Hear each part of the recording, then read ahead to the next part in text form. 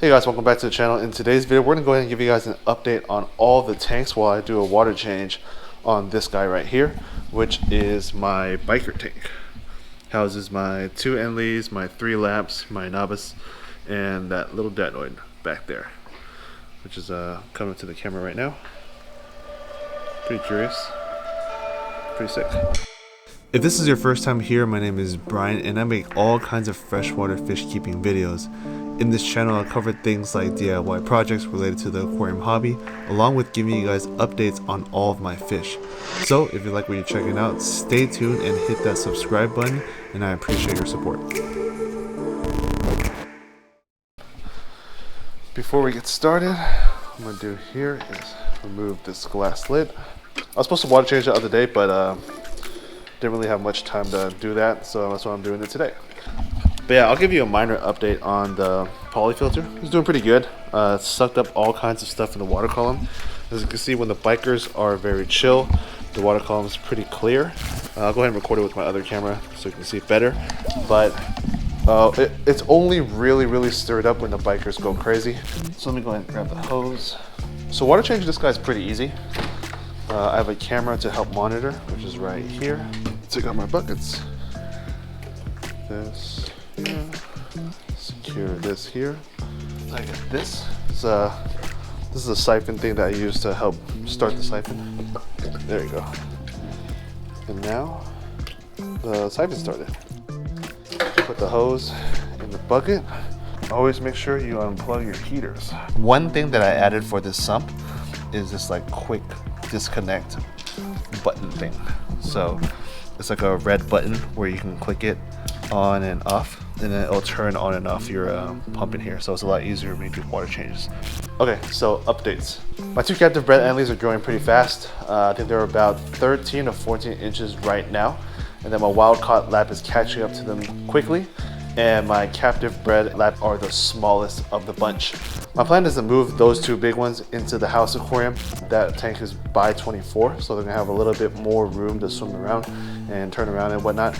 So they'll do pretty good in there, especially because these are captive bred Enleys. When it comes to the 2 Laps, captive bred, they're probably gonna stay here. I don't think they're gonna get bigger than 17, so in this tank, it's gonna be perfectly fine. The only one that I'm kind of worried about is the wild caught. I know that one's gonna get pretty big, so I already hit up my boys, and then a couple of them are ready to take them on. And whenever I'm ready to rehome them, then they'll be ready to accept them.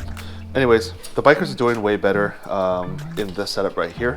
When I had them with decorations and whatnot, they would do horrible. They would be like fighting all the time.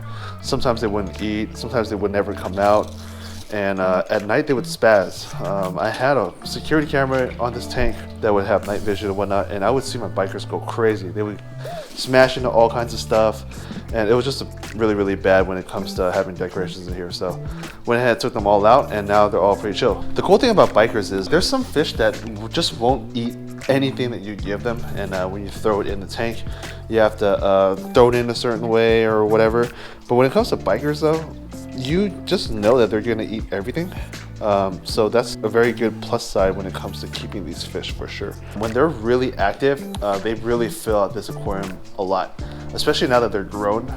Before I wanted to add all kinds of fish in here. I want to add fish that was in the middle of the tank, fish that was in the top. But then I was quick to realize that the more fish that I add, it'll be a burden for everybody.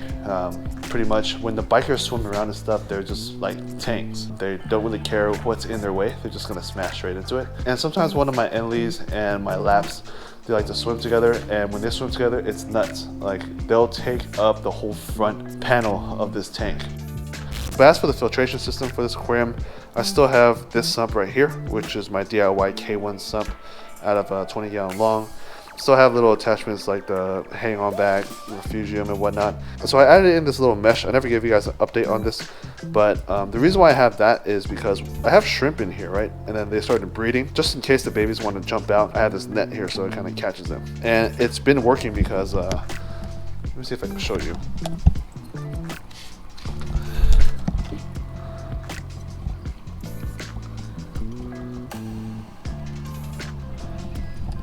I don't know if you can see this, but it just took 1 scoop and there's a baby shrimp in there, which is pretty amazing. But yeah, whenever I see the babies in here, I'll go ahead and catch them and put them inside the planted tank in the house. They like to spawn in this little refugium, and so I'm just gonna let them do it. So for this refugium setup, the top plants are water lettuce, and then below that is like Java moss, Java fern, a little bit of Anubias, some water sprite, and random mosses and stuff. And I just leave them in here, and then that's where I keep some of my shrimp. So yeah, and then that way I'm hoping that the growth of the water lettuce and stuff would help with the nitrates and whatnot. But at the same time, this is my little housing area for freshwater shrimp. In here is the K1 and K1 micro combo. And if you don't know what K1 and K1 micro is, on the right is K1, and then on the left is K1 micro. One's just bigger than the other. The K1 micro is supposed to have more surface area for bacteria. I just like it because this tank is small. When it comes to like filtration, I can add more and more. So big ups to K1 Coldness. This is definitely one of my favorite projects. It's come a long way, and I honestly didn't know if it was going to work or not, but obviously, as you can see, the Monte Carlo is growing in nicely, and hopefully I'll have full carpet sometime soon. So that's the biker tank. Let me go ahead and give you an update on these guys right here. My favorite fish of all time. Kind of weird, but I really like goldfish. I really like the chubby goldfish. You can see one's right there, and then one's right there. It's an Oranda and a fantail. Used to have a ranchu, but I couldn't find one that was nice enough. A bunch of them had like deformed bodies and stuff, so I was really happy with these guys right here. I made a couple videos on these ones. I'll go ahead and post it up on the corner. But give you guys an update on these guys. They're doing pretty good, eating absolutely everything. I've been feeding them lionhead Hikari, and then they killed a whole bag. So yeah, this is my staple food for them. Then I go ahead and feed them Sakura as well. I don't have the bag for Sakura, but the pellets kind of look like this. I don't think you can see it crumbled up. It's just another Hikari branded goldfish food. It's a lot of people use it, so that's why I'm using it too. But yeah, I've been using this for a long time, especially with my old ranchu. So I've seen a lot of good progression with it. This is why I like using this. Definitely recommend this food right here for sure. If you have lionhead, ranchu, orandas. In this tank right here, I have water sprite. Went ahead and took out all of the plants in the bottom because obviously they're goldfish and they eat everything. So moss didn't do too well, but water sprite's doing good. As you can see, I just have it floating, and some parts of it's even floating outside of the water. I also have raccoon tail, which is like a hornwort, and then I have this huge bamboo plant. But overall, that's it for this aquarium, or this trash can tank. And I'm planning on upgrading them to a bigger trash can. I feel like goldfish do a lot better in setups like this compared to like an aquarium. I feel like they like being in ponds and stuff way better. They just kind of peek their heads through the holes and look at you, and they kind of swim away. But yeah, I like goldfish in setups like this for sure, way more than aquariums. When it comes to keeping fish though, I'll always have like 1 or 2 goldfish. I hope that there will never be a time where I don't have a goldfish, because these guys are very enjoyable. These guys are cool. Can't wait till they get bigger.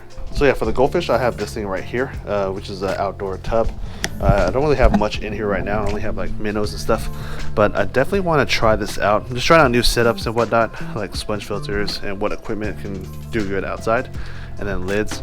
But I'm planning on trying to have this set up by summer so I can have them outside and just grow in a bigger container.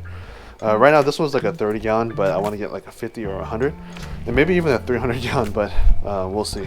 These kind of containers, like the Rubbermaids and stuff, is like the best bet when it comes to like budget, so I'm totally down for it. And if I even have time, then even building like a wood one with the pond liner would be super cool. So updates on the big tank right here. We have 3 threadfin acaras, 2 geos, and 2 dadenoids. The 3 threadfin acaras have grown insanely.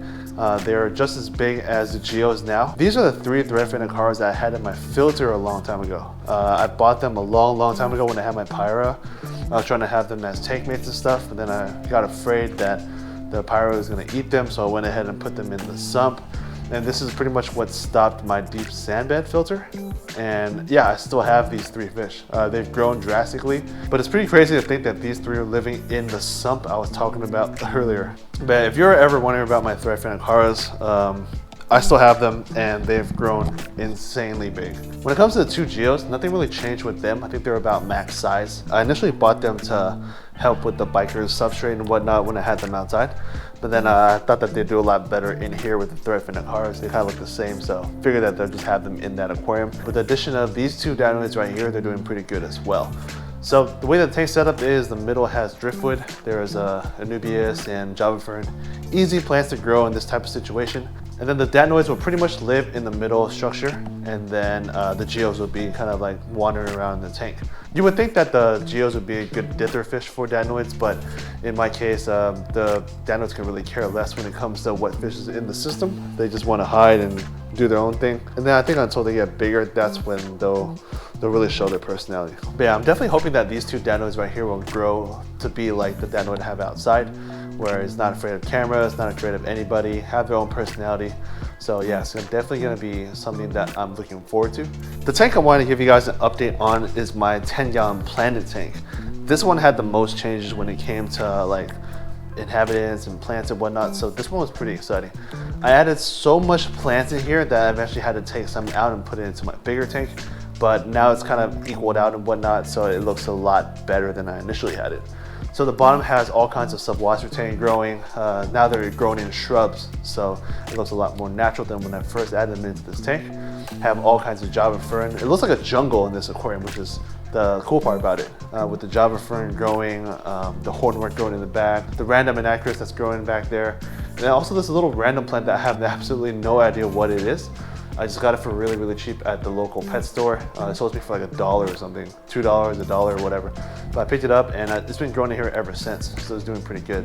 And at the top I have water lettuce, which is what I'm pretty excited about because all the water lettuce that you see in my other tanks all came from this aquarium right here. So this plant, this huge plant right here, grew all of the ones I have outside, the goldfish tank, the bikers, refugium and whatnot. All the inhabitants in here is doing pretty well. The 6 ember tetras is doing good. The metallic half-beak is doing good. But yeah, everyone in here eats dried food, so that's the good thing about this tank. I didn't have to do any training at all.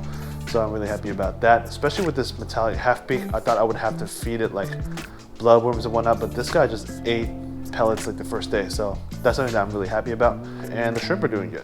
So that's it for today's video. I just wanted to give you guys an update on all of my projects and all of my fish, and pretty much keep you guys in the loop when it comes to my fish keeping hobby. And as you can see, my water change is pretty much done. All I gotta do is fill up the tank. That's it for today's video. I'd like to thank you guys for watching. Stay tuned for the next one, and peace guys.